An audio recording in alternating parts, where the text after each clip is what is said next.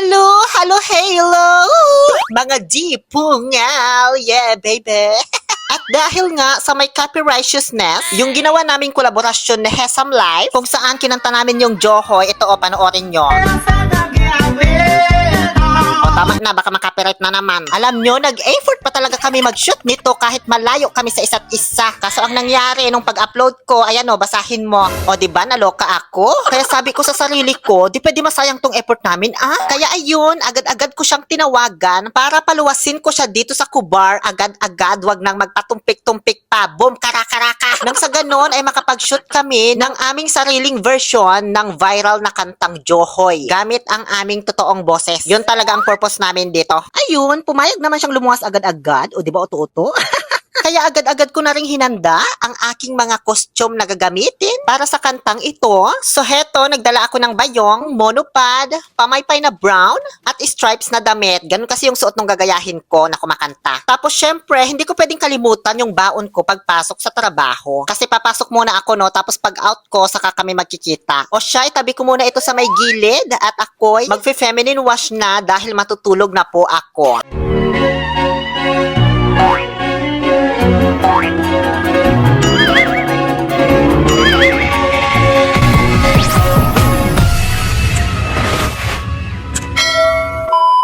Kinabukasan, ayan, paot na po ako sa trabaho, guys. Bit-bit ang aking mga dinalang props at costumes. Oh, hindi ko na pinakita yung pagpasok ko sa trabaho kanina kasi wala naman kinalaman yun sa vlog na ito. Pumasok lang ako saglit sa aming preparation room para magtanggal ng mga ginamit kong PPE. Feeling nurse?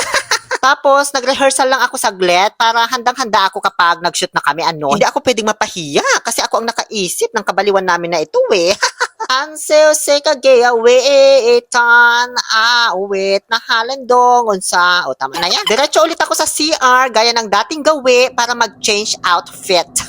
Sinuot ko na yung costume ko na stripes dyan para di na ako maabala pa mamaya. Dito ako dumaan sa may harapan ng Danube kung saan kitang-kita na naman ang sentro.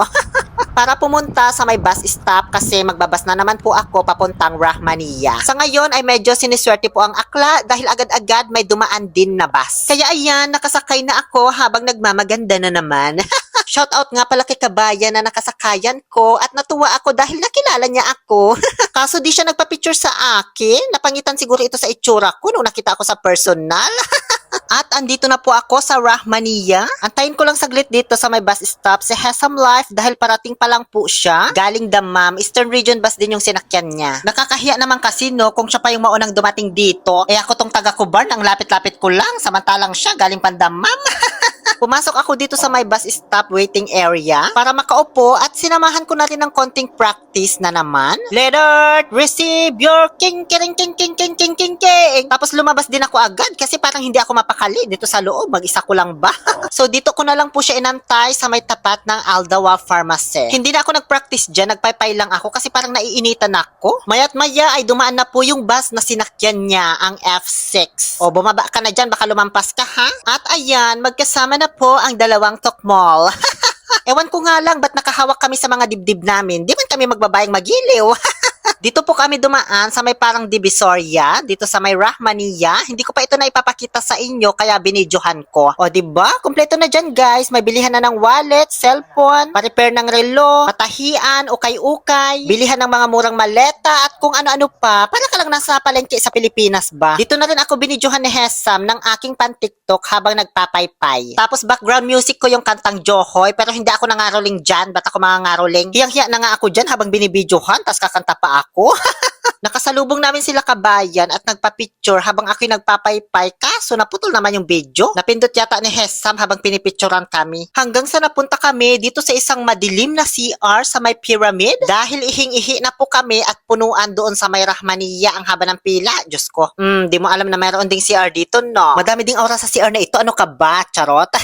Nag-decide muna kaming kumain bago mag-shoot dahil gutom na kami talaga nito. Kaso, nung pagpasok namin dito sa may kainan ng spare ribs, biglang nangati yung anit ko sa sobrang init. Pinagpawisan ako bigla, Diyos ko. Kaya lumabas kami at naghanap ng ibang makakainan. Pero yung totoo, di lang namin talaga afford yung menu nila.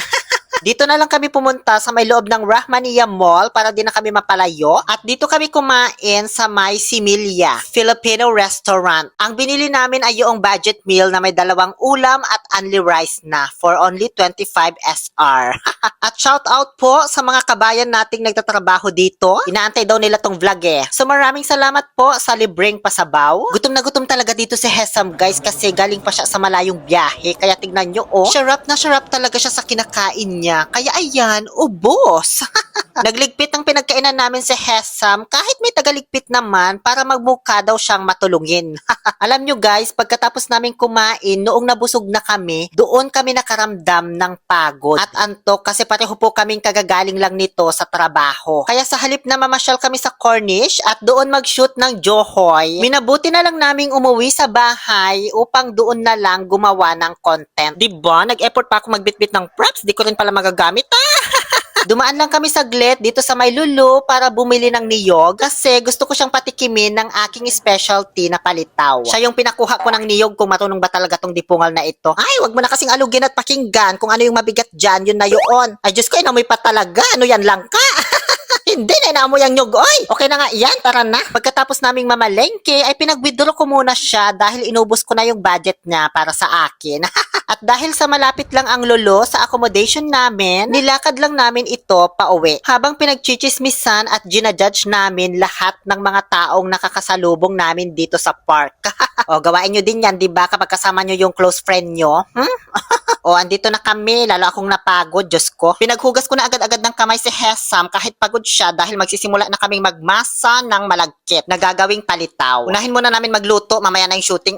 Saglit lang naman to, di ko na ipapakita ng buo kasi nakailang vlog na ako nito eh.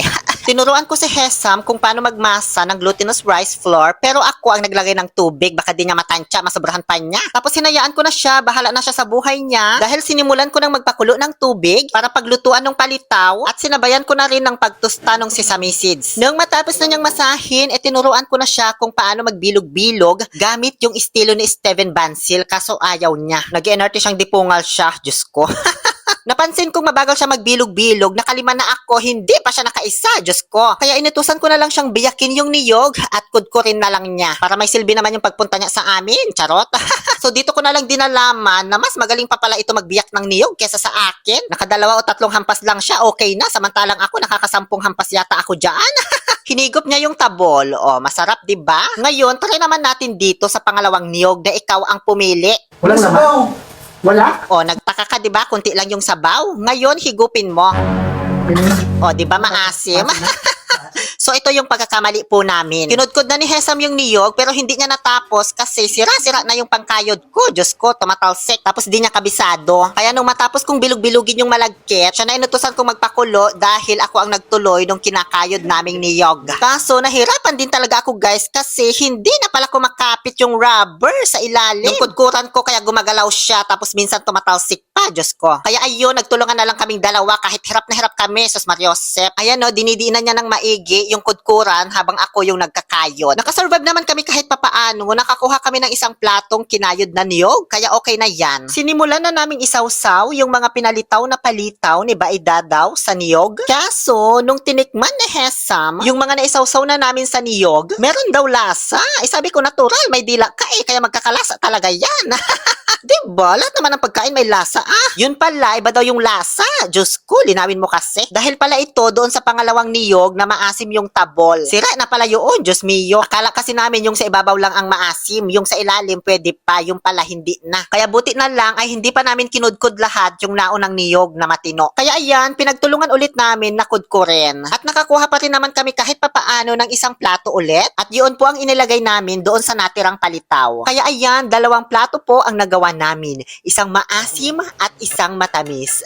Hinalo ko na yung sesame seeds doon sa asukal pang garnish. At ayan na, lumamon na po kaming 2. Yung isang gawa namin na maasim yung niyog, pwede naman siya guys. Hindi siya naman totally maasim kasi nahaluan namin ng matino na niyog. At kapag sinawsaw mo na doon sa garnish niya, hindi mo na siya mahahalata. Kasi mangingibabaw na yung tamis ng asukal at aroma ng sesame seeds. Kaya pwede pa rin, hindi namin tinapon. Kinain pa nga namin, nakarami pa kami. Kasi hindi naman sumakit yung tiyan namin. So binalot ko lang saglit yung mga natirang palitaw na may matinong niyog para dalhin ni Hesam sa damam at maipamigay niya doon sa mga kaibigan namin. Kaso, di man niya nabidyuhan habang inaabot kaya di ko tuloy na isama sa vlog. Ngayon at nabusog na kami, sisimulan na namin kantahin yung Johoy. Na alam kong kanina nyo pa inaantay, kaya kung inabot mo pa hanggang dito yung video, edi congrats! Diba? Ang haba ng pinagdaanan namin. Sinuot na namin yung mga props, tsaka nag-rehearse na. Heto, panoorin nyo na lang ang mga bloopers namin. Bloopers talaga!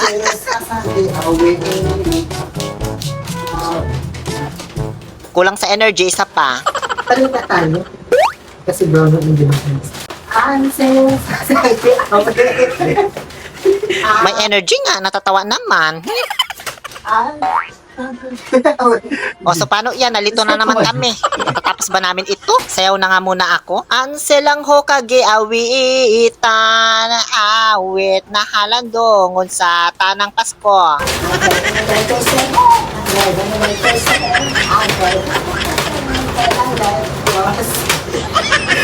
Diyos ko, perfect na sana yun eh. Patapos na, natawa pa eh. Wait lang, wait lang. Wait lang. At ayan, dinamihan ko na yung bit-bit ko. Baka sakaling gumanda-ganda naman yung boses ko ah. Visit ka! Hindi ka talaga! Yung, wait. Wait. Dapat ikinig ako sa'yo doon, di ba? Ay, hindi ko alam. Bahala ka kung ano gusto mong gawin. So yun po, hindi kami nakapag-record gamit yung sarili naming mga boses dahil ang tsaka ng boses ko, Diyos ko. Si Hesam, kaya naman niya, maganda kasi boses nito sa totoong buhay, ano ba kayo? Kaso, hirap naman siya sa lyrics, hindi niya memorize. Kaya ayun, napag-desisyonan namin, ibang content na lang ang gagawin namin. Ito yung, Heyip ke, may araw ka rin, may bibili ka sa impyerno. Heto, panoorin ninyo. Hayop ka! May araw ka din! Sinasampal pala na yung mga yun, ginaganon niya. Ganun ba? Sinasampal niya. Sige, ready, let's go. Let's go. Hayop ka! May araw ka din! Mabubulok ka din sa impero! Hayop ka! May araw ka din! Mabubulok ka din sa impero! Hayop! May araw ka din! Mabubulok ka sa impero! Hayop ka! May araw ka din! Mabubulok ka sa impero! Wait lang. Sorry. Hayop ka. May araw ka. Isa pa. Hayop ka. May araw ka rin. Mamumulog ka sa impyerno. Hindi ko gaya maging kontrabida. Hayop ka. May araw ka rin. Mamumulog ka sa impyerno. Hayop ka. Hayop ka! May araw ka rin! Mamamala ka sa impyerno! Hayop ka talaga! Di ba yung magano na sinusobrahan nila? Hayop ka talaga! May araw ka rin! Mamamala ka sa impyerno! Hayop ka! May araw ka rin! Mamamala ka sa impyerno! Hayop ka! May araw ka rin! Mamamala ka sa impyerno! Hanggang sa hinatid ko na po si Hesam sa may sakayan ng taxi para umuwi na sa kanila. Yun lamang po. Maraming salamat sa panonood. Muli, ito po si Oliver Castro, ang inyong happy pill na nagsasabing, no to toxicity, let's make people happy. Okay na yan.